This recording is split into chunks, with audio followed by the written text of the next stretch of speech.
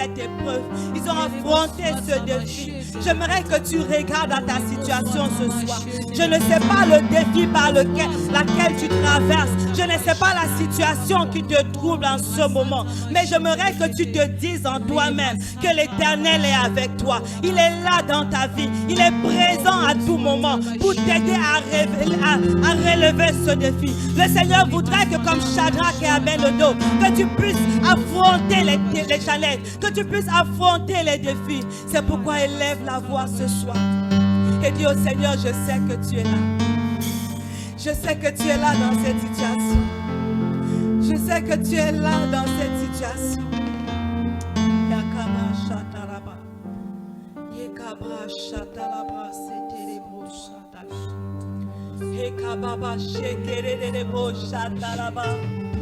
Sakarabo shetalababa shekerelebo shata yapa shakaraba sekedeke bro shata. Merci Seigneur.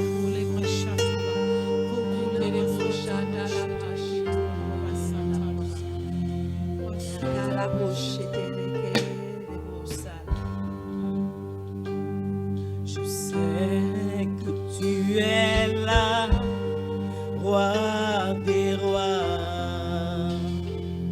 Je sais que tu es là. Je sais que tu es là, ami fidèle. Je sais que tu es là. Je sais que tu es là, agneau de Dieu. Je sais que tu es là, mon âme te bénit, mon âme me bénit, mon âme te bénit, mon âme te bénit, car je sais que tu es là, mon âme te bénit, mon âme te bénit, mon âme te bénit, mon âme te bénit, car je sais que tu es là. Mon âme te bénit, mon âme te bénit, mon âme te bénit, car je sais que tu es là.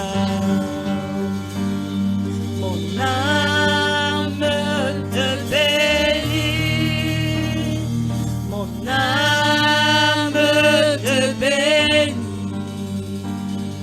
mon âme te bénit, car je sais que tu es là. Mon âme te bénit, mon âme te bénit, mon âme te bénit, mon âme te bénit, car je sais que tu es là. Mon âme te bénit, ma vie te bénit, mon âme te bénit, car je sais que tu es là. J'aimerais que tu visualises, que tu vois, tu regardes à tout ce que le Seigneur a fait pour toi. Il a été là quand tu t'y attendais le moins. Les hommes t'ont rejeté. Les hommes ont dit que tu ne pouvais pas y arriver. Les hommes ont dit que tu ne pouvais pas triompher. Mais le Seigneur te dit ce soir, parce qu'il est à tes côtés, tout est possible. Parce qu'il est présent dans ta vie, tout est encore possible. C'est pourquoi j'aimerais que tu déclares que le Seigneur, il est là.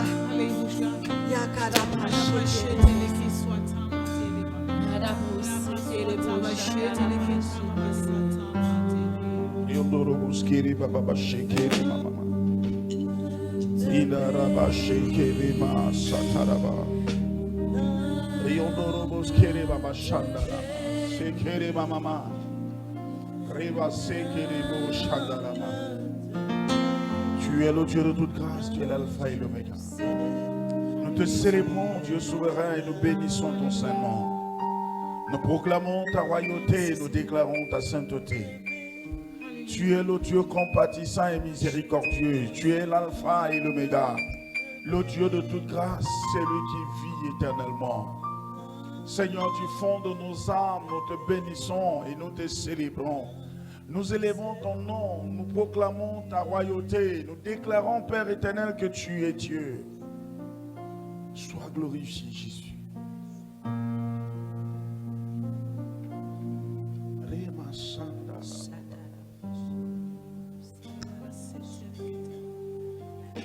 Merci Jésus.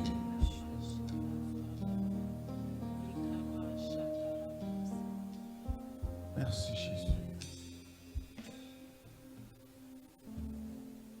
Merci Jésus.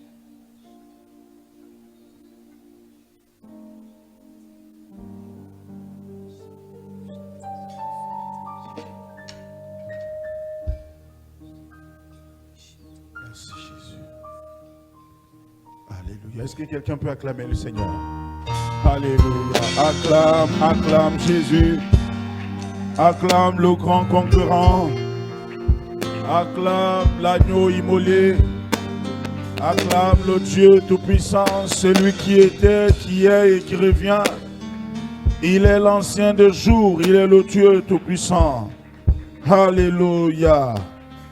Oh, salue ton voisin, ta voisine avec ma main et dis-lui, tu es un conquérant, tu es une conquérante. Alléluia.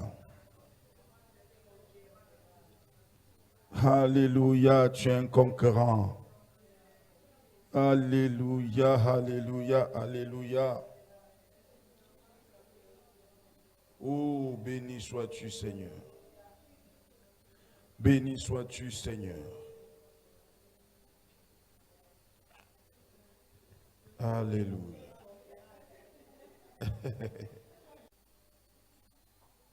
Je vous salue dans le nom de notre Seigneur Jésus-Christ. J'espère que la semaine a été bonne. Est-ce qu'on peut lire Apocalypse chapitre 5?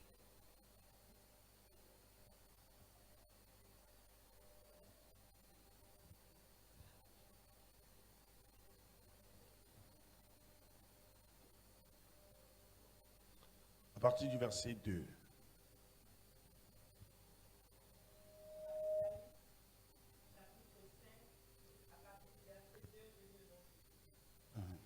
Et je vis un ange qui criait d'une voix forte. Qui est digne d'ouvrir le livre et d'en rompre les sceaux? Et personne dans le ciel, ni sur la terre, ni sous la terre, ne put ouvrir le livre, ni le regarder. Et je pleurais beaucoup de ce que personne ne fut trouvé digne d'ouvrir le livre, ni de le regarder. Et l'un des vieillards me dit, ne pleure point. Voici, le lion de la tribu de Juda, le rejeton de David. Non, attends. À la place du lion de la tribu de Juda, je ne sais pas le village de qui on peut mettre. Métap. Alléluia. Amen. Parce que souvent, nous lisons la Bible comme nous lisons l'histoire des autres. Et pourtant, tu es en train de lire ton histoire. Amen. Ce que tu dois réaliser, ce que tu dois manifester, ce que tu dois accomplir. Donc, si tu as compris ce que j'étais en train de dire, débrouille-toi là-bas voir. Et l'un des vieillards me dit, ne pleure point.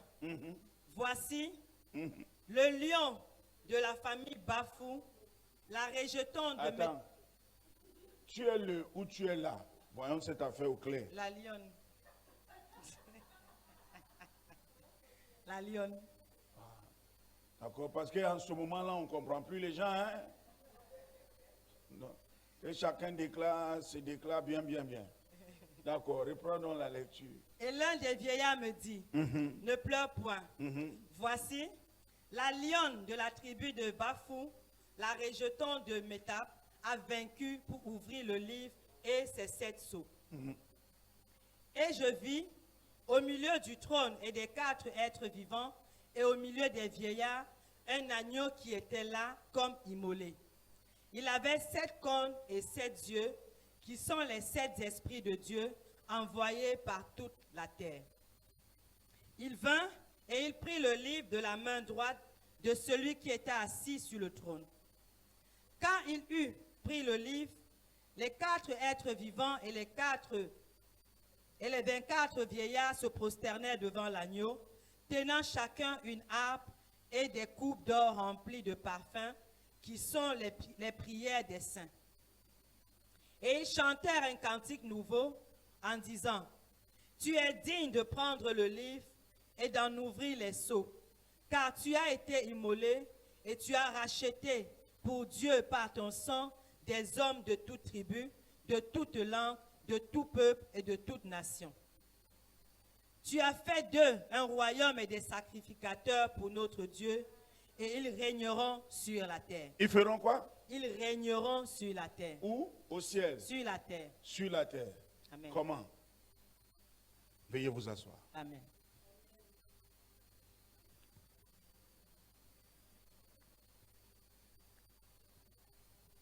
Il y a une particularité en Dieu.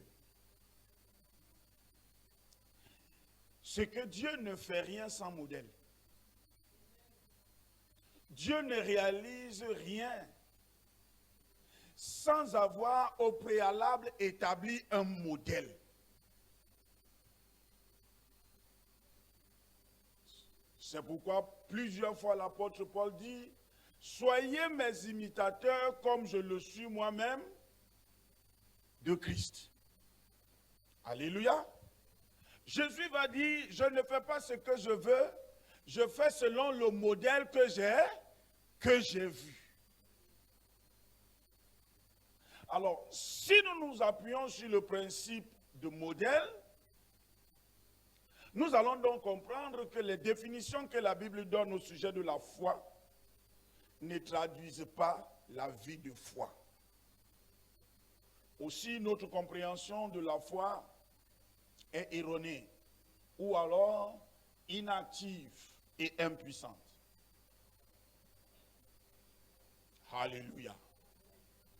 La Bible dit, dans Hébreux 11, la foi est une ferme assurance des choses qu'on espère, la démonstration de celles qu'on ne voit pas. Ça, c'est scientifique. Comment traduire ça? Vous savez, il y a une différence entre une définition et une traduction. La définition, elle est littéraire. La traduction est généralement pratique, pragmatique. Si on dit de définir un mot en ma langue, on va essayer de la traduire, de la définir de façon littéraire. Mais s'il faut traduire ce mot, on va le traduire par les actes. Quand on veut apprendre à un enfant à parler la langue maternelle ou vernaculaire, on ne lui définit pas les mots, on lui traduit les mots. Comment est-ce qu'on lui traduit? Par exemple, chez nous les Bakaka, on dit, par exemple, donne-moi de l'eau. On dit, ben même midi. C'est une définition, c'est une traduction. Hein? Pourquoi est-ce que c'est une traduction? Parce qu'elle démontre l'acte. Ça veut dire, par l'acte, on nous enseigne ce que nous devons comprendre et ce que nous devons faire. Or, la définition, quelquefois, nous donne quelque chose d'imaginaire, une image de la chose qui n'est pas compréhensible. C'est aussi la raison pour laquelle on récite bien Hébreux 11, 1, mais on la vit mal. Quand on va même dans Romains 10, on dit la foi vient de ce qu'on entend et ce qu'on entend vient de la parole de Dieu. Cette définition ici n'est pas différente de Hébreux 11.1. C'est vide, ça ne dit rien. Tout ce que ça nous dit, c'est que si tu as entendu quelque chose, ça va te produire la foi. Depuis que tu entends, ça t'a produit quelque chose? Alléluia. Donc, le principe du modèle est le meilleur principe par lequel Dieu transpose la vie de quelqu'un dans une autre personne ou dans un groupe de personnes.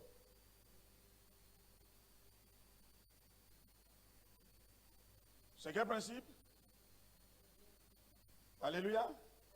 Le principe du modèle est le moyen par lequel Dieu transpose. Transposer, ça veut dire prendre une vie quelque part pour la remettre dans une autre, ou dans un autre vase. Donc le principe du modèle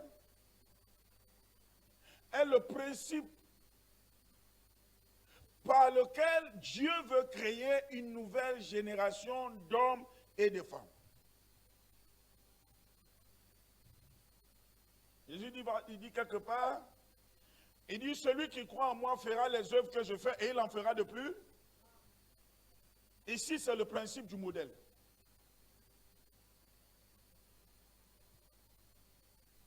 Celui qui croit en moi, ça veut dire celui qui me prend pour modèle.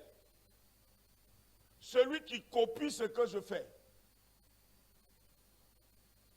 Celui qui me suit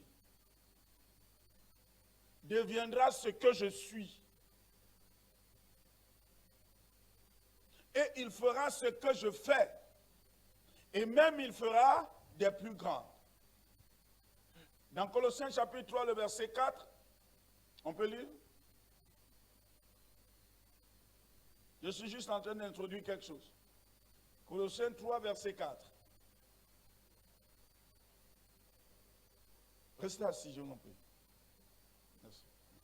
Quand Christ, votre vie, paraîtra, alors vous paraîtrez aussi avec lui dans sa gloire. Qu'est-ce que cela veut dire? Ici, on ne va pas définir, on va traduire. Qu'est-ce que ça veut dire? Quand Christ, votre vie, paraîtra. Il veut ici dire, quand votre vie sera conforme à la vie de Christ. Quand votre vie sera conforme à la vie de Christ, alors Christ paraîtra aussi. Ou alors, vous aussi vous paraissez au travers de lui dans sa gloire. Ce qui veut dire, pour que tu manifestes une certaine gloire, ou alors pour que tu manifestes la gloire de Christ, quelle que soit la dimension, tu as besoin de fondre en Christ. Tu as besoin, c'est-à-dire qu'il faut que tu meurs pour que Christ apparaisse en toi. Quand Christ, votre vie, paraîtra.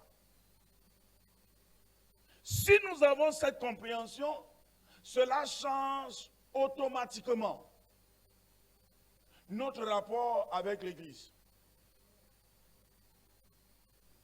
On quitte automatiquement la dimension de fidèle, ce qui veut dire une personne qui est habituelle, coutumière à un lieu. Voilà tout ce que fidèle veut dire. Je suis fidèle chrétien, ça veut dire je fréquente fidèlement un lieu. Ça ne veut pas dire que tu es né de nouveau.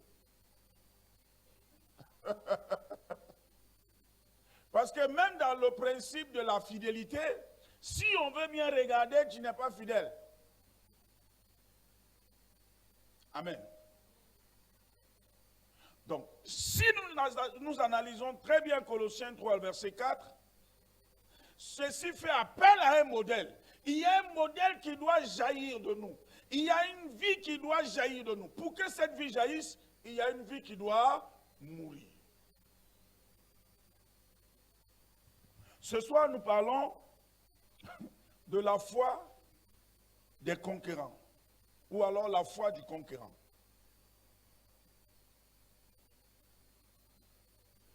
la foi du concurrent.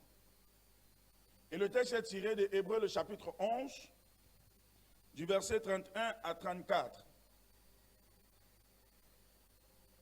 Hébreux 11, 31 à 34. Oui. Chapitre 11, verset 31 à 34, je lis au nom de Jésus. C'est par la foi. Stop. C'est par quoi? La foi. Non, par la force. La foi. C'est pas la foi que quoi?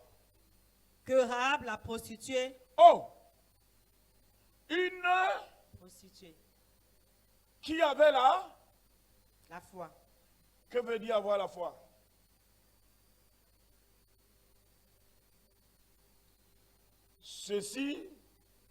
Cette question ne s'arrime pas ni à Hébreux 11, 1, ni à Romains 10, 17.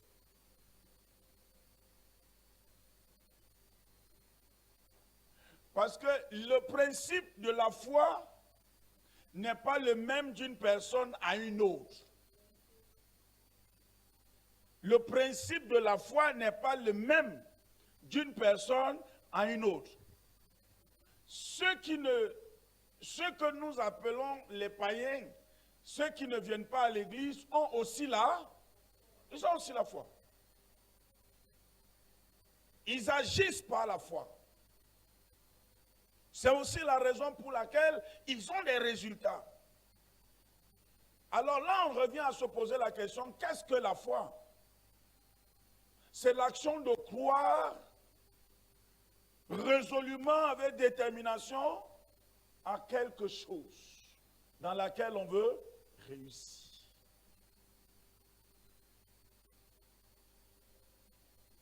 Nous devons revoir le principe de la foi, notre définition de la foi. La prostituée avait la foi. Était-ce la foi pour faire la prostitution? Était-ce la foi pour escroquer? Était-ce la foi pour faire le commerce? Quelle est cette foi qu'elle a eue qui fait d'elle une référence, qui fait en sorte qu'elle est dans la lignée des héros de la foi? Ça veut dire des personnes que Dieu lui-même a reconnues, amen, comme étant des personnes qui ont exercé leur foi. Alléluia. Donc, le texte commence par... C'est par la foi que Rahab, la prostituée, ne périt pas avec les rebelles. Allons-y à la définition de la prostituée. Parce qu'elle avait... Non. Qu'est-ce que c'est qu'une prostituée? Quelle différence y a-t-il entre une prostituée et des rebelles? Ils sont classifiés en principe dans la même loge. Amen. Ce sont des pécheurs, prostituées et rebelles. La question qu'on pourrait poser, c'est rebelle à qui? Puisqu'au sujet de la prostitution, il y a une loi divine qui dit que la prostituée n'entrera pas dans mon conciliabule. Amen. Et les rebelles seront exterminés. Ce qui veut dire que ces deux catégories de personnes qui ont la même condition devant Dieu, la même conséquence. Amen. Mais ici, la Bible nous dit que la foi de cette femme l'a exemptée du châtiment que devaient subir les rebelles, les prostituées et tous les gens de mauvaise vie. Vous voyez ici que la foi de cette femme mérite d'être étudiée. Donc, elle n'avait pas la foi pour faire la prostitution. Elle n'avait pas la foi pour se rebeller contre Dieu. Mais elle a eu la foi pour se sauver. Alléluia. Elle a eu la foi pour se sauver. Alors, continue la lecture. C'est par la foi que Rahab la prostituée ne périt pas avec les rebelles, parce qu'elle avait reçu les espions avec bienveillance. Ah, ça veut dire, elle était prostituée certes, mais c'était une femme d'un bon caractère. Elle était accueillante et hospitalière. Mais même jusque-là, ce n'est pas juste à cause de ce côté hospitalier. Ce côté hospitalier s'appuyait sur quelque chose de bien plus fondamental. Est-ce qu'on peut lire Josué chapitre 2, le verset 8?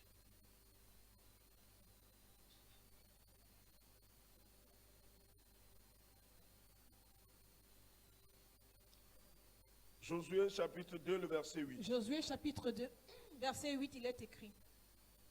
Avant que les espions se couchent, Rahab monta vers eux sur le toit et leur dit, l'Éternel, je le sais, vous a donné ce pays. Attends. Elle était prostituée, mais elle avait une communion avec l'Éternel. en tant que prostituée? Hein? Non. Non. Il y a eu des événements. On continue de l'appeler prostituée pour mieux l'identifier. C'est pourquoi dans plein de textes, on continue de parler de Saul de Tarse. Saul de Tarse. Pour qu'on se rappelle de qui était Paul. D'où il vient. Quand bien même tu vas devenir président demain, il y a une histoire de ta vie par laquelle on t'identifie pour mieux te connaître. Pendant que tu marches dans la ville, il y a un petit nom que tu as. Si tu entends ce nom, tu sens qu'il y a quelqu'un ici qui me connaît. Alléluia. Amen. Il y a des gens. Chacun de nous a un petit nom caché par lequel il y a des gens. Peu importe, tu deviens président, le petit nom là, c'est le nom de code. Alors, donc on voit dans ce texte, dans ce verset, que cette femme, bien qu'elle ait l'identité de prostituée, était une femme spirituelle. Continue le texte. Et leur dit, l'Éternel, je le sais, vous a donné ce pays. Comment elle a fait pour le savoir? Elle avait une intimité avec l'Éternel. Elle a une intimité avec l'Éternel. Bien-aimé, la question de la foi est une affaire d'intimité. C'est pourquoi il y a une différence entre la foi du logos. Ça veut dire la foi de la lecture de la Bible et la foi de l'intimité avec Dieu, qu'on appelle le réma. Cette femme n'a pas lu la Bible, mais elle a regardé aux événements. Elle habitait une position qui lui permettait de voir les choses loin. Et cela a disposé son cœur à la vue de l'attitude de son peuple. Continue la lecture. L'Éternel, je le sais, vous a donné ce pays. La terreur que vous inspirez nous a saisis. Ça veut dire qu'il y a quelque chose qui s'est passé dans le pays qui l'a amené à revoir sa position. Sauf que dans cette génération, les temps sont de plus en plus mauvais et personne ne s'arrête. Jésus dit, les prostituées nous devanceront dans le royaume. Le mal grandit. La mort est devenue un jeu. Les gens trouvent un plaisir à marcher nu. Tu vois une belle jeune fille, elle allume son écran téléphone et puis elle danse nue. Pour faire des milliers de vues, elle gagne de l'argent. Avec quoi? Son corps. Et ça ne gêne personne. Le bébé, comment? où on enlève les fesses, où on diminue les fesses, on grossit les fesses, on grossit les lèvres. Hein? JBB? BBL ou M? M. L. D'accord. Donc, tout le monde essaie son bébé L. Chacun. Même dans l'église. On n'a plus peur. Mais voici une prostituée qui a regardé, influencée par l'atmosphère. Ça dit que le pays tout entier est paniqué. Amen. Le pays tout entier est paniqué. Et elle n'est pas entrée avec le peuple dans la panique. Elle est rentrée dans la présence de Dieu pour comprendre l'origine de la panique. Et elle nous donne l'origine de la panique. Elle dit que quoi? La terreur que vous inspirez nous a saisis. Ça veut dire qu'elle savait même d'où provenait la terreur. Et tous les habitants du pays tremblent devant vous. Est-ce que est-ce que le peuple dont ils sont déjà venus? Hein? Mais elle sait que tout le monde tremble. Et elle a fait quoi? Elle a choisi son camp. Alléluia. L'expression de ta foi t'amène à choisir le camp.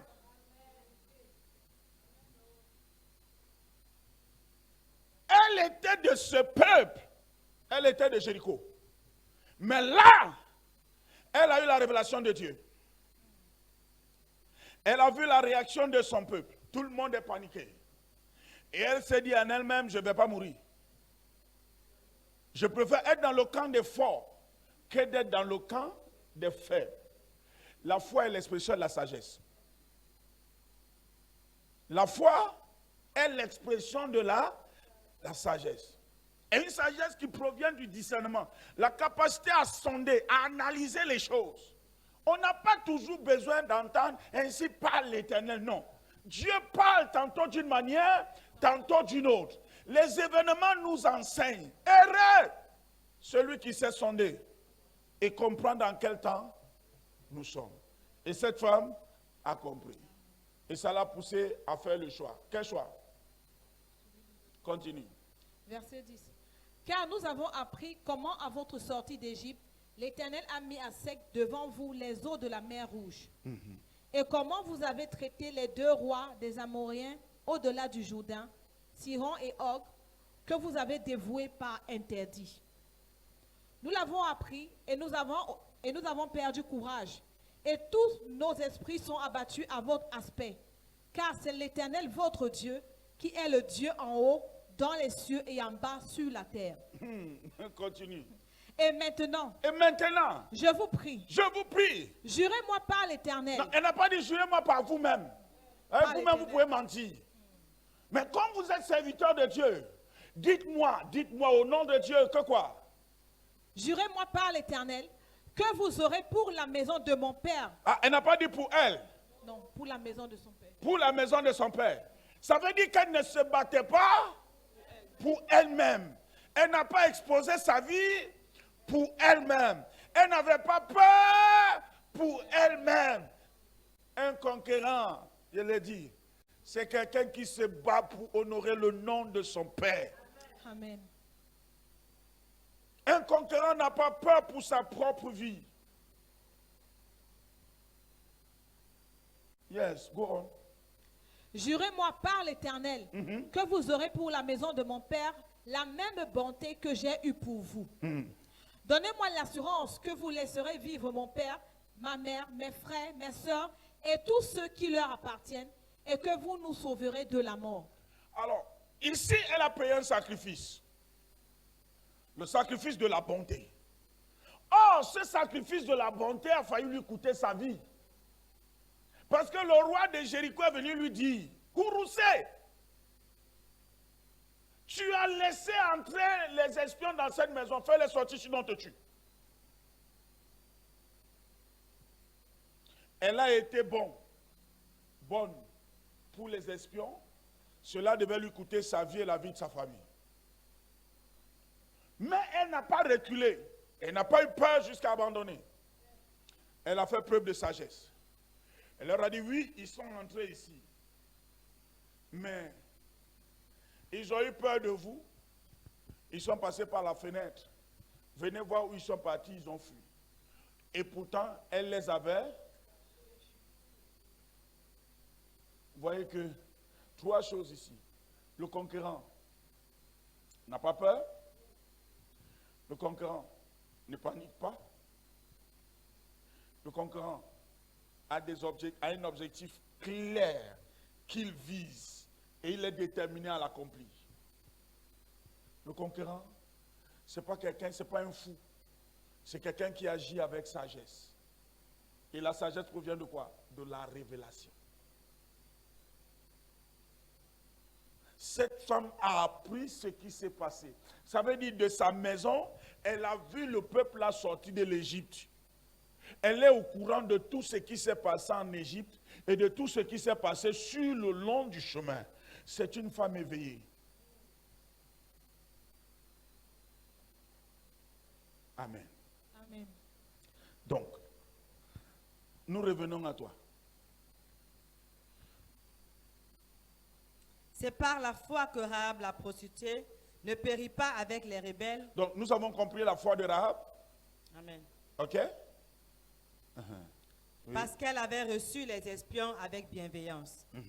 Et que dirais-je encore? Que dirais-je encore? Car le temps me manquerait pour parler de Gédéon, Car le temps me manquerait pour parler de Gédéon. de Barak, Ça dit que moi-même, si je devrais parler de gens là, on n'a que quelques minutes, on ne peut pas. Ils ont une longue histoire. Ce qui veut dire on ne peut pas parler de la foi en une phrase, ni en un mot, ni en un verset. Donc on ne peut pas définir la foi en un verset. Même 10 versets ne définissent pas la foi. La foi est définie par la Bible tout entière de Genèse à Apocalypse. De Genèse à Apocalypse, la Bible nous parle de la foi. On dit Abraham, le père de la foi. Noé, homme de foi. Yes, continuons. car le temps me manquerait pour parler de Gédéon, de Barak, de Samson, de Jephthé, de David, de Samuel et des prophètes, qui par la foi... Qui par la foi une deuxième fois. Ce n'est pas par autre chose. C'est par quoi? La foi. Par la foi. Et par la foi, ils ont fait quoi? Ils vainquirent des royaumes. Stop. Rahab, par la foi, a fait quoi?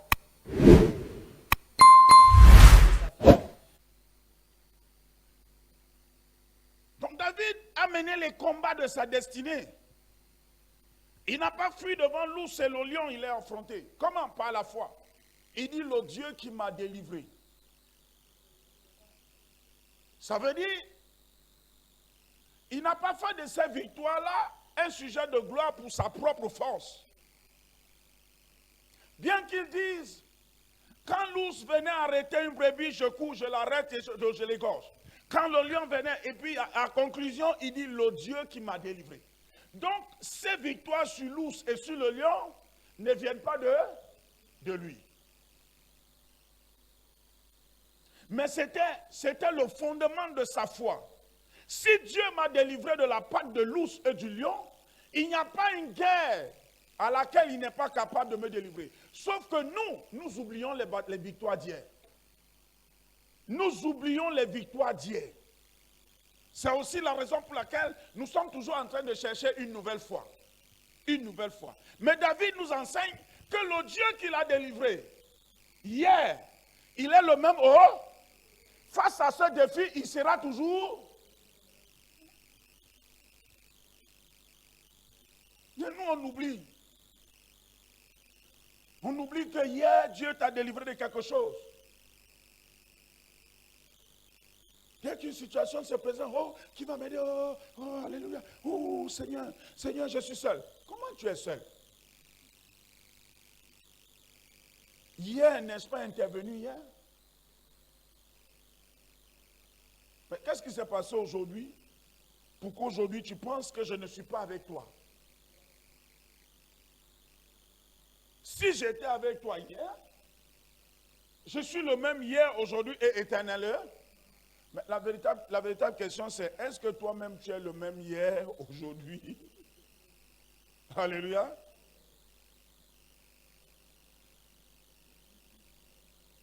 Le problème, des enfants de Dieu, c'est le manque de constance. On n'est pas constant. On n'est pas constant. Il y a un véritable problème de loyauté et d'intégrité. Ça veut dire que notre cœur n'est pas tout entier à Dieu. Il y a une partie qui est en nous-mêmes. Il y a une partie de notre cœur qui compte sur le petit compte en banque. Il y a une partie qui compte sur un tonton ou une tante. Mais Pierre a dit au Seigneur, à qui irions-nous? Tu as les paroles de la vie. Ceci est une clé. C'est un lien fort de savoir que je n'ai personne si ce n'est Dieu. Ça change ta façon de penser. Ça change ta façon de vivre. Ça change ta façon d'agir. Quand tu sais, mon devant, derrière, c'est Dieu. Ça te fait courir pour les choses de Dieu. Tu n'as pas besoin que quelqu'un te motive. Tu es motivé. En ce moment-là, ce n'est plus une responsabilité qu'on t'a donnée, mais c'est un style de vie. L'apôtre Paul dit, si je vis, ce n'est plus moi qui vis. Christ vit en moi. Alors, si Christ vit en moi, je n'ai plus besoin d'avoir peur. Je n'ai plus besoin d'être inquiet. Je n'ai plus besoin de me soucier de quelque chose. Pourquoi? Parce qu'il est mon pourvoyeur. Colossiens 2,10. Vous avez tout pleinement.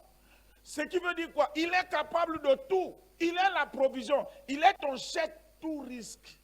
Il est ton chèque en blanc.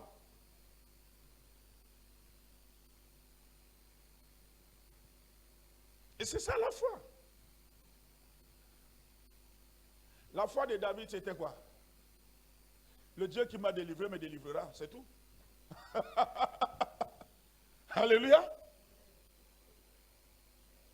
David dit, dans le psaume 23, quand je marche dans la vallée de l'homme de la mort, pourquoi? Parce que tu es avec moi. Il n'a pas dit parce que tu seras. C'est la même chose qu'il a dit à Saül, dans 1 Samuel 17. Il dit, le Dieu qui m'a délivré, me délivrera.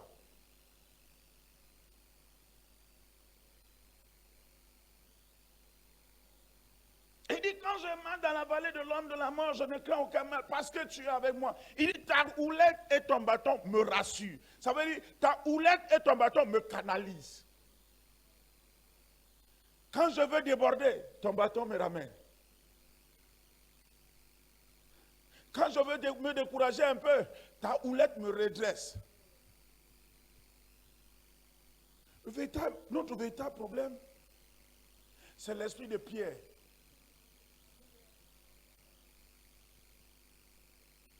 C'est l'esprit de Pierre dans la barque. On est plus conscient de la tempête que de celui qui dort dans la barque. Alléluia. Il a dit, à qui irions-nous? Tu as les paroles de la vie. Ça veut dire, à qui irions-nous? Tu as la vie. Mais ils sont dans la barque. Il y a la tempête, les vagues. Mais le gars dort. Dormez aussi. Alléluia. Le gars dort. Dormez aussi. Vous savez, vous ne pouvez pas dire à quelqu'un, je te fais confiance. Mais à chaque fois que tu as une situation, tu es inquiet. Il n'y a pas de confiance dans l'inquiétude. L'inquiétude et la confiance ne marchent pas ensemble. Ils sont diamétralement opposés.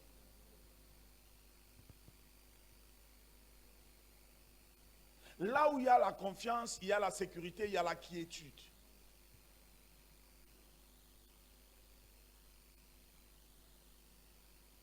C'était ça, l'état d'esprit des héros de la foi. Ils étaient constamment dans la quiétude. Ils ne paniquaient pas. Ils avaient une entière confiance en Dieu. L'apôtre Paul en parle dans Romains le chapitre 5. Je vais lire ça, on va lire ça rapidement. Romains chapitre 5. Rapidement. Étant donc justifiés par la foi, nous avons la paix avec Dieu par notre Seigneur Jésus-Christ, à qui nous devons d'avoir accès à cette grâce dans laquelle nous demeurons fermes. Et nous nous glorifions dans l'espérance de la gloire de Dieu. Nous nous glorifions dans l'espérance de la gloire de Dieu. Verset 3. Bien plus, nous nous glorifions même dans les afflictions. Ça veut dire que quand bien même nous sommes affligés, nous ne sommes pas décontenancés, découragés. Nous nous glorifions. Pour avoir une telle attitude, il faut avoir confiance qu'il agira. Et il agira en ma faveur. Bien plus, nous nous glorifions même dans les afflictions, sachant que l'affliction produit la persévérance. Bien-aimé, tu ne peux pas persévérer. Ça, c'est le mot du Camerounais. Ouais, bien-aimé, comment ça va? Ça va. Mais toi, tu vas même dans quelle église? Je persévère à l'église de l'apôtre Éric. Le mot silence, ça m'a fatigué pendant longtemps. Hein. J'ai l'impression que les Camerounais ne disent plus ça maintenant. Dès que tu demandes un Camerounais, tu vas dans quelle église? Non, je persévère à l'assemblée des élus. Je persévère à la Holy Ghost Fellowship. Explique-moi un peu. Quand tu persévères là-bas, tu fais quoi là-bas? C'est une église agressée. C'est une église persécutée. Parce qu'on ne persévère que là où il y a l'adversité. Non, je persévère. Bon, ta manière de persévérer là, c'est comment? Explique-moi un peu. Tu persévères comment? C'est toi qui payes les factures d'électricité? Non. C'est toi qui payes les factures de l'église? Non.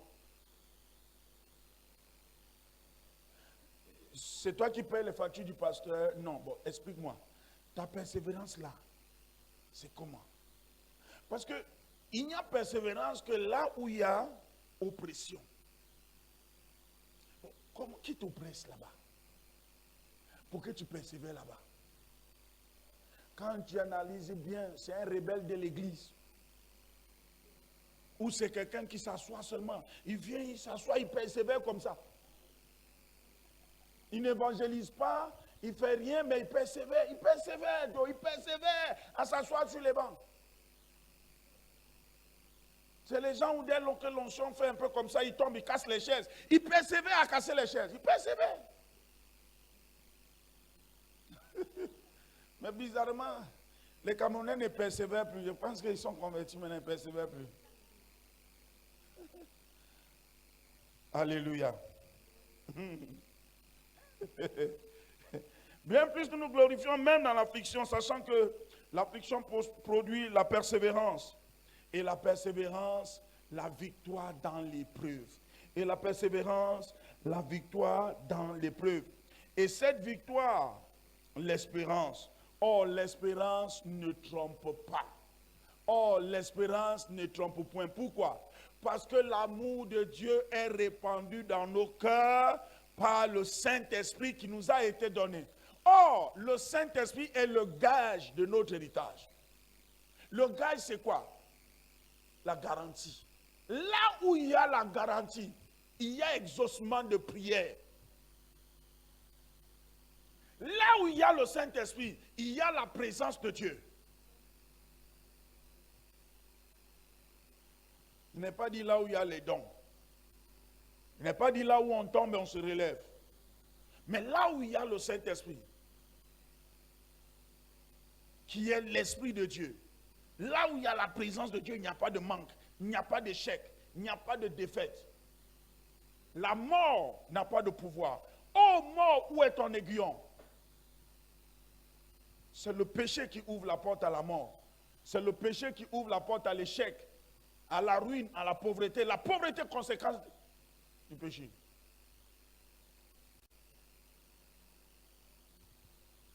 Alléluia. Nous avons besoin d'ouvrir notre esprit pour comprendre. Quelqu'un peut dire pour moi, Seigneur, ouvre mon esprit pour comprendre. Écoutez-moi. Le seul canal par lequel Dieu transfère son pouvoir de lui à l'homme, c'est la foi.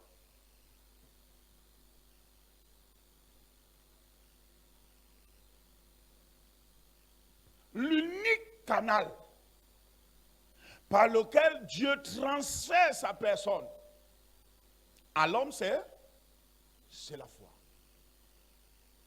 Dieu appelle Moïse sur la montagne, il attire Moïse sur la montagne pour se révéler à lui, afin qu'il puisse accomplir sa destinée. Parce que Moïse a été envoyé sur la terre avec une mission. Laquelle? Libérateur d'Israël.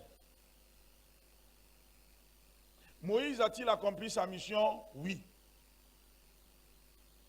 C'est pourquoi Paul dit aux Hébreux que de même que Christ a été trouvé fidèle sur la maison de Dieu qui est l'Église, Moïse a été trouvé fidèle dans la maison de Dieu qui est Israël.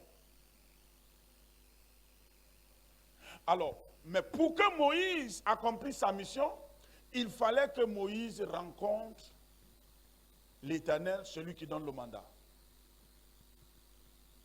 Vous savez, il y a des gens à qui on a dit Dieu t'a appelé. Et puis ils ont répondu à l'appel d'un homme. Et puis on les a même consacrés, ils n'ont jamais entendu Dieu m'a dit quoi. Dieu m'a appelé pour faire quoi. Aussi longtemps que Dieu ne t'a pas dit ce pourquoi il t'a appelé, tu es un appelé. Tu es un appelé comme tout le monde. Mais ce qui distingue un homme d'un autre, un serviteur d'un autre, c'est le mandat. À quoi est-ce que Dieu t'a appelé? Au sujet de Saul de Tarse, Dieu dit je crois Philippe, il dit cet homme, je l'ai choisi afin qu'il présente l'évangile aux princes et aux rois. Et je lui montrerai ce qu'il doit souffrir pour moi. Alléluia. Donc l'apôtre Paul a été appelé pour porter la bonne nouvelle devant les peuples, devant les rois, devant les nations. Et Dieu ajoute, mais il est l'heure. Je vais lui montrer ce qu'il doit souffrir pour moi. Et toi, tu penses que Dieu t'a appelé, alléluia, ma vie a changé, Dieu m'a appelé. Il n'y a pas quelqu'un que Dieu a appelé qui n'a pas mangé le piment. Il n'y a pas quelqu'un.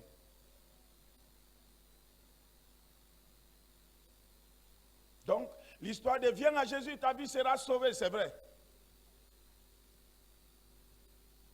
Mais on t'a caché quelque chose. Et on t'a caché beaucoup de choses. Donc, Moïse monte à la montagne et le spectacle que Moïse voit est ahurissant. Pour la première fois de sa vie, Moïse a vu la magie, toutes sortes de magie en Égypte. Mais là, Dieu veut inoculer quelque chose à Moïse. Moïse va voir un buisson qui brûle, mais le feu ne brûle pas. Ça veut dire, le feu est arrêté sur le buisson. Mais le feu ne brûle pas. Si on demande à Moïse, on s'arrête là, on demande à Moïse, Moïse, tu connais Dieu? Qu'est-ce qu'il va dire? Il ressemble à quoi? Ça, c'est la première chose. Jusqu'ici, Dieu ne l'a pas encore appelé. Il n'a pas encore entendu son nom. Il voit juste le spectacle. Et il voit un spectacle qui est étonnant. Un spectacle qui est surprenant. Un spectacle qui ne lui fait pas peur. Vous savez, il y a deux attitudes. Souvent, tu es dans une attitude de peur qui te fait fuir. Mais il y a une attitude d'étonnement qui te fait trembler, mais tu sens que tu ne dois pas fuir. Tu sens que tu dois voir ce qu'il y a là. C'est ça la différence entre la présence de Dieu et la présence des démons.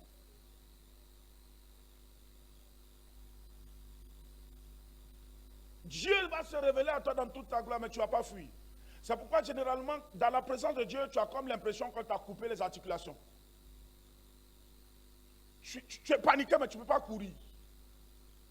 Or, si tu vois un danger vrai,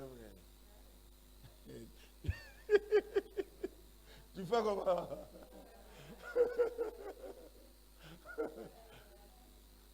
Alléluia. Donc Moïse essaye donc de tourner autour de buissons pour voir le feu, pour voir ce qui brûle. Et c'est là où Moïse va entendre une voix. Moïse, Moïse, n'approche pas d'ici. Deuxième chose qui va étonner Moïse. Le but de Dieu, ce n'est pas d'effrayer Moïse. Le but de Dieu, c'est de se révéler à Moïse.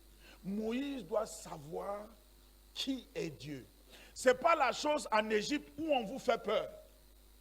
On dit ne touchez pas à tes statuettes, ne faites pas ça, ne faites pas ça, ne faites pas ça. Ça veut dire en Égypte, on savait qu'il y a des dieux, mais tous les dieux sont entourés des lois et ainsi de suite. Mais ici, Moïse expérimente quelque chose qui agit en lui-même.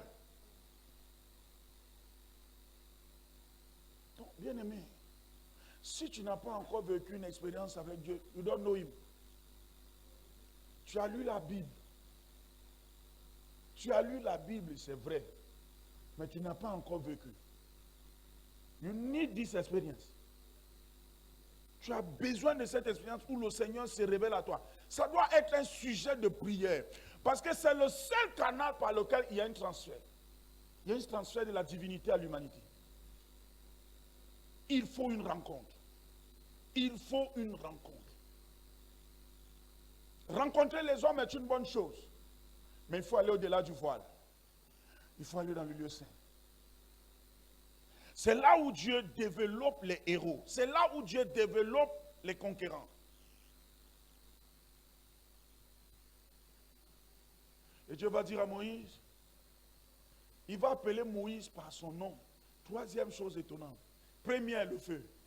Deuxième, une voix dans le feu. Troisième, il me connaît par mon nom. Moïse, Moïse, enlève les souliers de tes pieds. Quatrième chose, il a les yeux pour voir. Cinquième chose, le lieu sur lequel est une terre sainte n'avance pas. C'est un Dieu qui a des lois.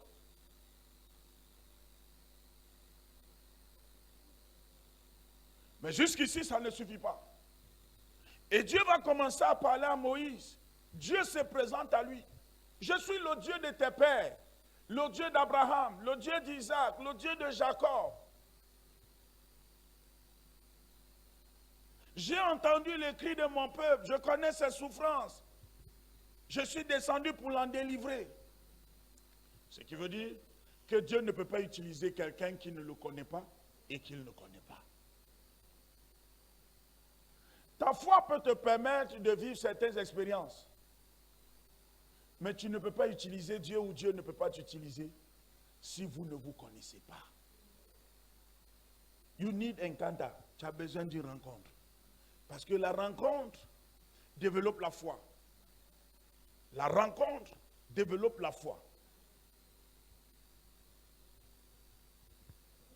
Moi, je quitte dans mon Cameroun natal le 8 juin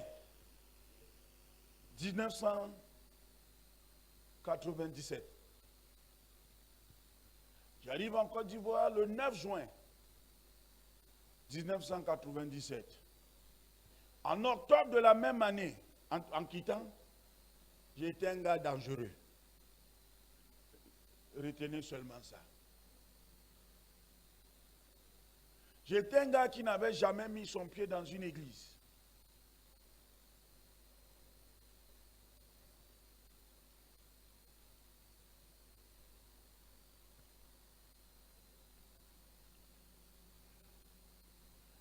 Trois mois plus tard, le Seigneur se révèle à moi dans un songe, dans une vision.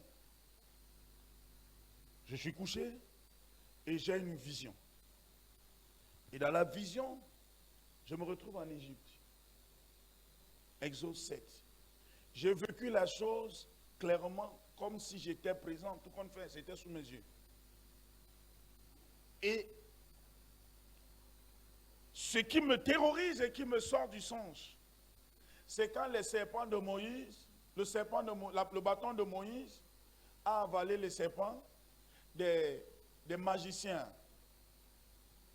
Et je suis tellement paniqué Je sors du rêve en tremblant, mais je suis toujours dans la vision. Et j'entends, voici ce à quoi je t'ai appelé pour libérer ton peuple et ta patrie.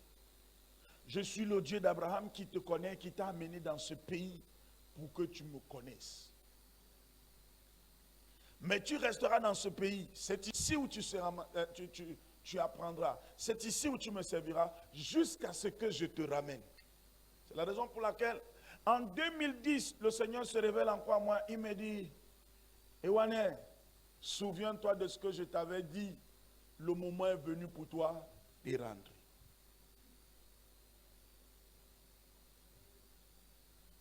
Voilà comment en 2011, il me donne un billet d'avion retour, plus 5 colos.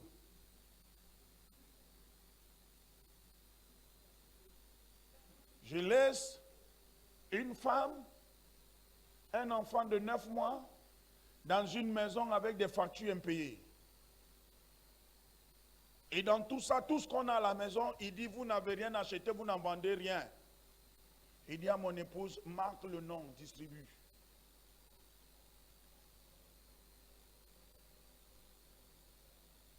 Vous ne pouvez pas marcher avec Dieu si vous n'avez pas vécu une expérience avec lui. On est attaché à certaines choses.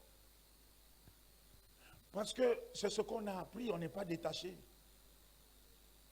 Ta foi et ta confiance sont basées sur ce que tu as lu.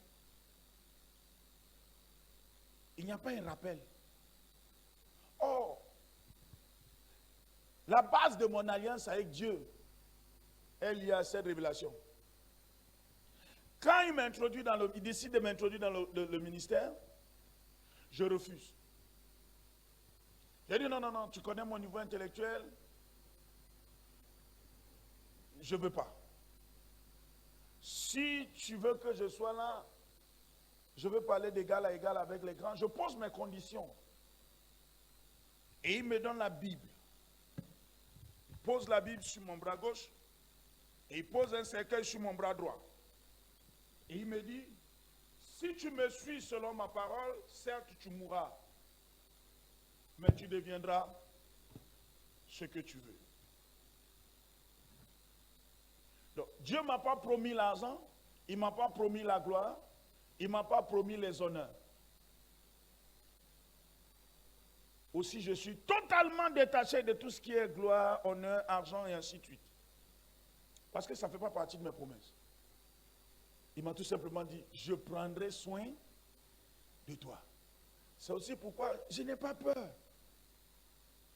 Quand c'est fort, je tire mon contrat de travail. Père, viens.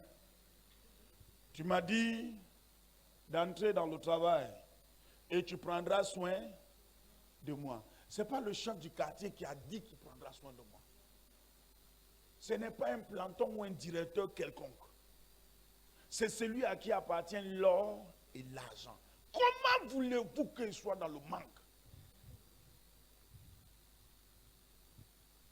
Comment voulez-vous qu'il soit bloqué? Je n'en ai peut-être pas. On n'a pas encore en abondance. Parce que aussi Dieu donne graduellement. Faites attention quand Dieu commence à te bénir beaucoup, sans t'avoir éprouvé, sans t'avoir éduqué dans la gestion. Parce que nous sommes intendants des biens de Dieu. Si tu verses, tu seras comptable de ce que tu as utilisé inutilement. Je lutte depuis quelques mois pour ouvrir un compte. Je me bats pour ouvrir un compte. Et pourtant, ouvrir un compte, c'est quoi? C'est prendre sa carte d'identité, quelques papiers, tu arrives à la banque et puis on remplit. Mais pour moi, on trouve un blocage à tout moment. On trouve un blocage. Ce qui fait que l'argent que je vais mettre là, il va dire, mets ici, fais ici, donne ici, fais comme ça. Suivre les gens comme nous, c'est difficile. Parce qu'on est totalement détaché. Parce que tu ne peux pas servir le Seigneur en ayant des craintes, en étant dispersé à gauche et à droite. Ce n'est pas possible. C'est la raison pour laquelle quand Dieu se révèle à toi, le but, c'est qu'il veut faire ce qu'on appelle un transfert de sa personne. Alléluia. Et pour qu'il y ait transfert de sa personne, et comme Dieu n'est pas soumis et qu'il ait une autorité, qu'est-ce qu'il va faire? Il va t'écraser. Le principe du brisement. C'est pour ça que beaucoup d'enfants de Dieu fuient ça. Quand Dieu veut habiter en quelqu'un, il devient d'abord ton ennemi. Tu as l'impression que même les gens qui t'aimaient te détestent. Personne n'écoute ton cri. Parce qu'il veut que tu lui fasses confiance. C'est Dieu qui arrache Moïse à l'Égypte, au trône d'Égypte. Il l'amène devenir berger. Et puis il le prend berger pour faire de lui Dieu en Égypte. Est-ce que vous voyez la chose? Ça forme un V. Le V de victoire, c'est du sommet vers le bas et du bas vers le haut. Et il n'y a que Dieu pour te faire ce parcours. Tous les héros de la foi ont commencé par le sommet du V jusqu'à dans les profondeurs. Et puis Dieu les a ramenés vers le haut. De la poussière, Dieu relève le pauvre. Et du fumier, l'indigent. Pour les faire asseoir à la table grande. Quand Dieu t'a écrasé, quand il décide de t'élever, il t'élève 10 fois plus que la dimension où tu étais quand tu es tombé. Exemple de Job. Donc, bien aimé, c'est par la foi qu'on accepte le transfert. Or, laissez-moi vous dire que la foi est une arme de destruction massive. Écrivez ça dans votre cahier, pardon. La foi est une arme de destruction massive. Si la foi ne t'a pas détruit, ta foi ne peut pas te construire. La foi est une arme de destruction massive. Le premier objectif de la foi est de déconstruire l'homme. Le premier objectif de la foi,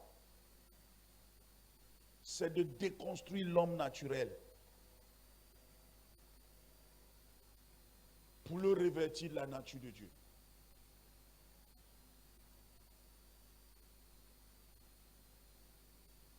Donc, la foi va d'abord t'amener au dépouillement, au renoncement à toi-même. La foi va t'amener à abandonner les choses que tu aimes. La foi va t'amener à te détester toi-même. Détester ta façon de vivre, ta façon de penser. Détester ta garde-robe. Détester tes fréquentations.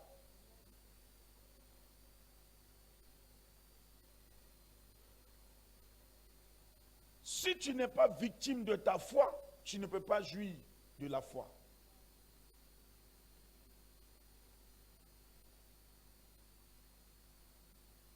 Donc, la foi va tuer ton homme charnel et la foi va te construire, va construire la nature de Dieu en toi.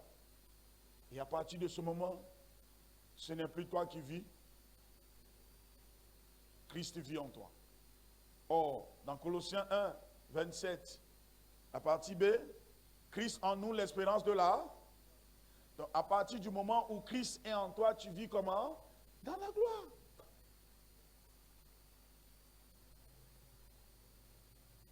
Alléluia.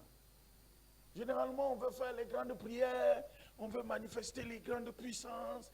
Tu ne peux pas faire ça si tu n'es pas mort. Ça va t'imposer une vie de prière. Ça va t'imposer une circoncision de cœur. Et ainsi de suite. Vous savez, tous ceux qui ont manifesté des dons spirituels dans un corps pécheresse et dans une vie totalement pécheresse, leur période d'exploitation et de manifestation n'excède pas les 10 ans. On parle d'eux dans une certaine gloire, 10 ans. Après les 10 ans, on raconte leur frasque. Amen. Mais ceux que la foi a écrasés, ceux que le Seigneur a construits, ils traversent les âges, 30 ans, 40 ans, 50 ans.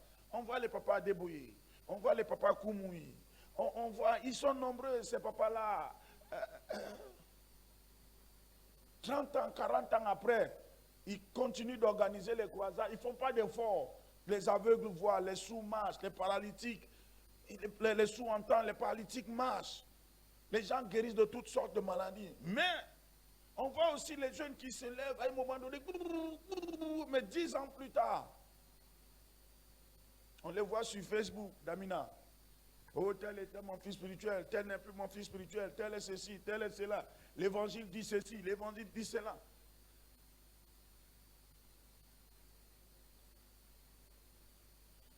Ce que Dieu attend de toi, c'est que tu deviennes. Ce que Dieu attend de toi, c'est que tu deviennes.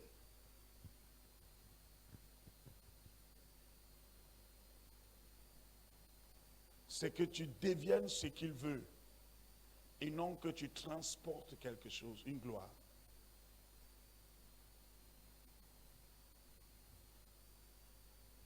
Le diable transporte Jésus sur une haute montagne et lui dit, si tu te prosternes et si tu m'adores, je vais te donner quoi? La gloire. Il amène sur le sommet du temple, sur le sommet de la montagne, il dit, toutes ces nations m'appartiennent, tous ces pays, tout ce que tu vois, ça m'appartient. Ces promesses, cette séduction-là, cette tentation-là, nous est faite tous les jours et même c'est ancré dans nos cœurs. On veut être des stars. On veut compter, on veut être l'homme de Dieu, la femme de Dieu la plus puissante. Mais on n'est pas prêt à payer le prix. On aime à raconter les histoires des gens qui se sont mis à genoux pendant des années, ils ont prié jusqu'à le rocher s'est creusé. Mais entre-temps, toi-même, ta propre natte ne s'est jamais percée dessus tes genoux. Ta natte ne s'est jamais percée.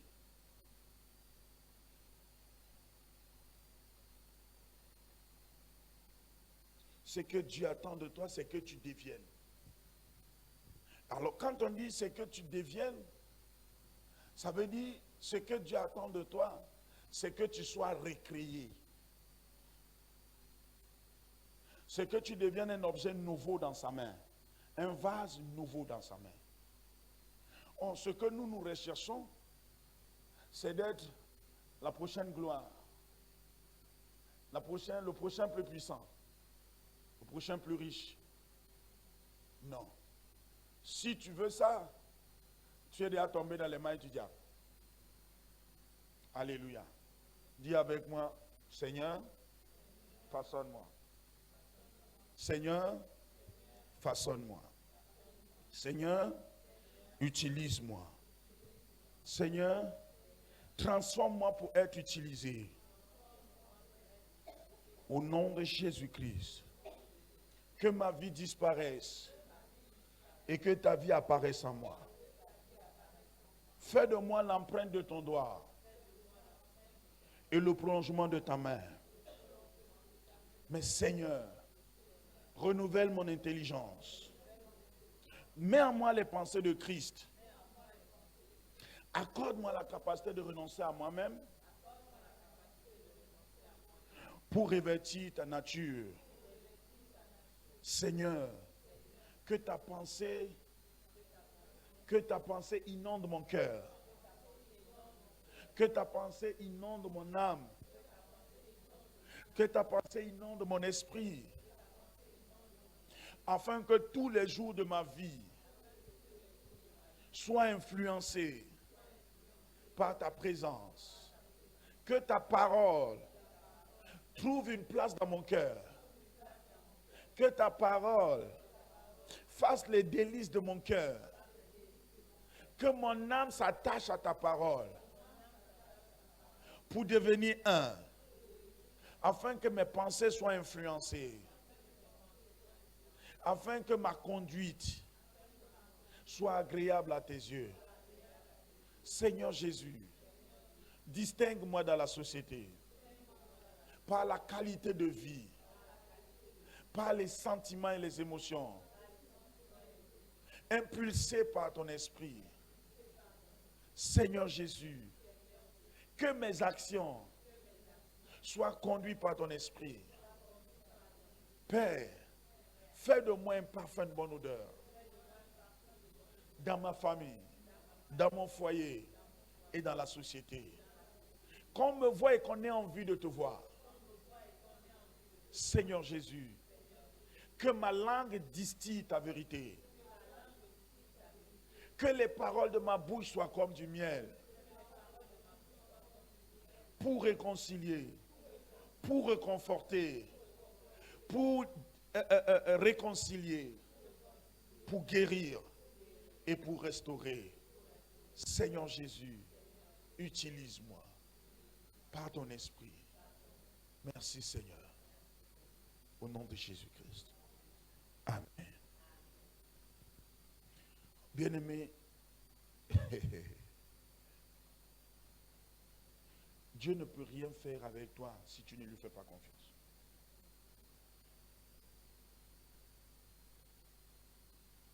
Le secret de la puissance, c'est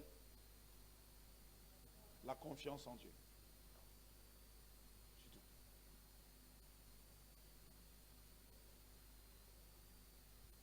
Le secret de la puissance, c'est la confiance en Dieu. Face au tombeau de Lazare, Jésus dit, Père, je te rends grâce de ce que tu m'exauces toujours. Il avait confiance ou n'avait pas confiance? Il avait confiance.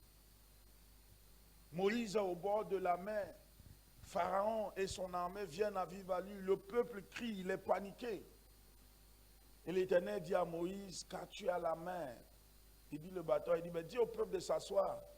Moïse dit au peuple, asseyez-vous et regardez la victoire que l'Éternel va vous donner. Pour parler ainsi, il a entendu la voix de l'Éternel le matin. Quand l'Éternel lui a dit, aujourd'hui, Pharaon servira à faire éclater ma gloire.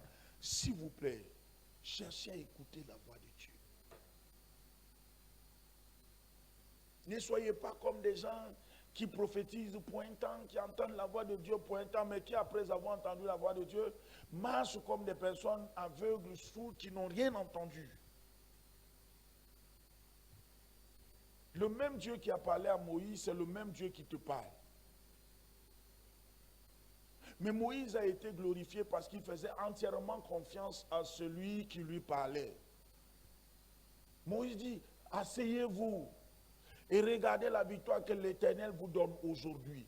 Moïse prend son bâton, le peuple est assis, il prend son bâton, le peuple regarde.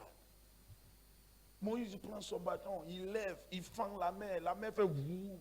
Le peuple est étonné. Et Moïse dit au peuple, sous les bruits, je ne sais pas si vous êtes déjà arrivé dans un barrage, un vrai barrage, quand on fait le barrage. Un bruit assourdissant. Le peuple voit la mer s'ouvrir. Il voit une route se frayer au milieu de la mer. L'eau tourne à droite, l'eau tourne à gauche. Et Pharaon vient derrière. À gauche, c'est la mort. À droite, c'est la mort. Derrière, c'est la mort. Le chemin est long, il ne voit pas le bout. Et Moïse dit, entrez, traversez. Si ce n'est pas la confiance, c'est quoi?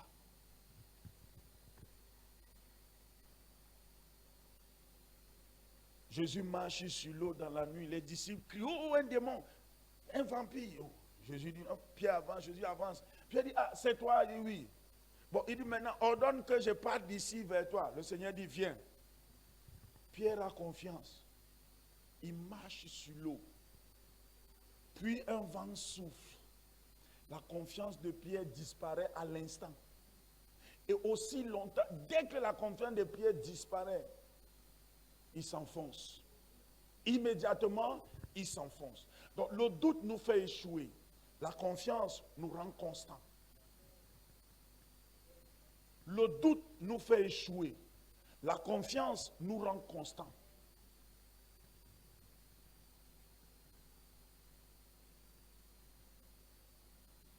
Pendant qu'il est en train de sombrer dans l'eau, il tend la main. Le Seigneur tend la main, le Seigneur le tient.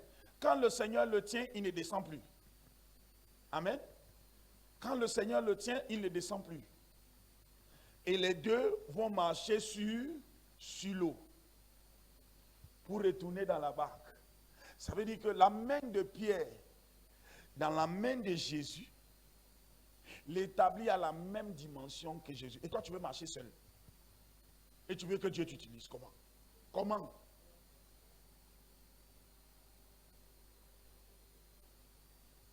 Aussi longtemps que Pierre avait les regards sur Jésus et lui faisait confiance, il pouvait marcher sur l'eau. Aussi longtemps que la main de Pierre était dans la main de Jésus, il pouvait marcher sur l'eau.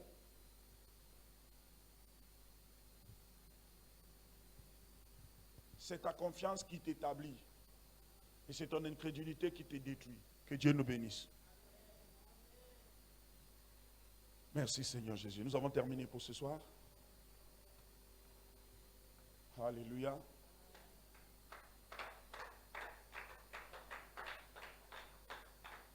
S'il te plaît, invite quelqu'un dimanche. Alléluia. Dimanche, nous allons parler de quoi qui connaît? Les secrets de quoi? Alléluia. Qui connaît le thème de dimanche?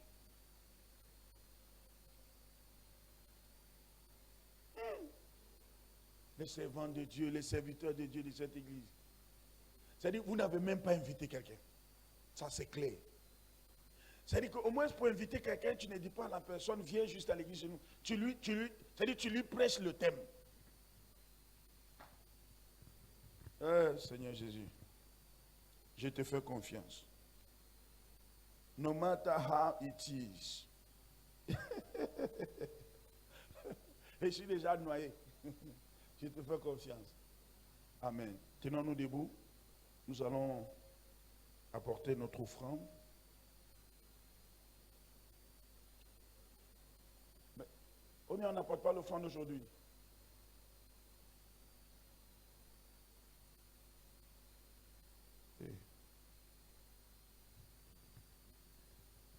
Seigneur, nous te recommandons nos offrandes, nos dîmes, nos vœux, nos sacrifices. Reçois-les entre nos mains comme un parfum de bonne odeur pour l'avancement de ton œuvre. Bénis l'œuvre de nos mains, bénis ton peuple. Au nom de Jésus-Christ. Amen.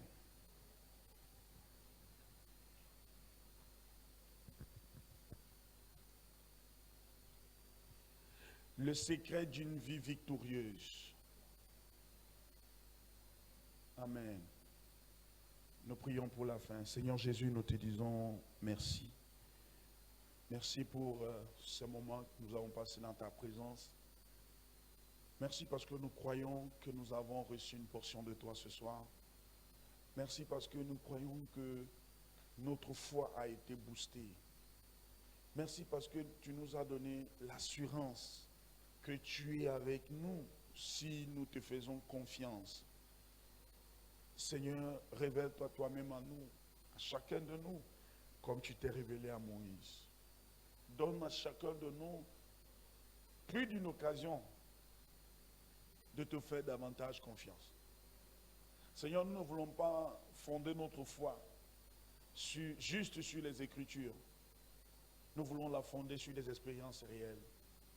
Parce que tu n'es pas un Dieu mort, tu es un Dieu vivant. Tu es un Dieu qui parle. Tu es un Dieu qui voit, tu es un Dieu qui agit, tu es un Dieu fidèle. Seigneur, accorde-nous, accorde à chacun de nous la grâce de pouvoir comprendre, ô éternel Dieu souverain, ce pourquoi tu l'as créé, ce pourquoi tu l'as appelé. Seigneur, tu assistes tes élus. Tu as dit dans ta parole, dans le psaume 89, j'ai trouvé David, l'homme selon mon cœur. Ma droite le soutiendra. L'ennemi ne le surprendra pas. Seigneur, donne-nous d'avoir de l'assurance que celui que tu as choisi, que tu as rencontré, ne peut pas échouer. Il ne sera pas vaincu. Seigneur, fais grandir notre confiance dans ces paroles, mais mieux dans cette rencontre que nous souhaitons de tous nos voeux, afin que chacun puisse dire, oui, je l'ai vu, oui, il m'a parlé, oui, j'ai entendu. Que notre foi soit basée sur ça, sur cet acte, sur ce point de rencontre. David pouvait dire, le Dieu qui m'a délivré me délivrera. Shadrach, Meshach et Abednego pouvaient dire à Nebuchadnezzar, ne t'inquiète pas Nebuchadnezzar, nous n'adorerons pas tes dieux, car le Dieu de nos pères dont nous sommes les serviteurs peut nous délivrer et il nous délivrera. Seigneur, tu as accompli cette parole. Fais-le aussi avec chacun de nous. Construis notre foi, afin de faire de nous des hommes et des femmes de foi, mieux et conquérants. Béni sois-tu, Seigneur. Au moment où nous allons nous séparer, raccompagne-nous dans nos domiciles. Précède-nous. Déploie tes anges pour nous assurer la sécurité et la protection. Transporte-nous sous tes ailes. Que ta paix qui surpasse toute intelligence soit la portion de chacun. Merci Dieu éternel pour ton assistance. Nous nous couvrons dans le sang de Jésus-Christ. Béni sois-tu, Père, parce que tu nous accordes la grâce de nous retrouver dimanche, plus nombreux, plus enthousiastes, mais avec des témoignages. C'est dans le nom de Jésus que nous avons prié. Amen. Le plus petit, le moyen d'entre les peuples, car moi l'Éternel, Dieu te bénisse.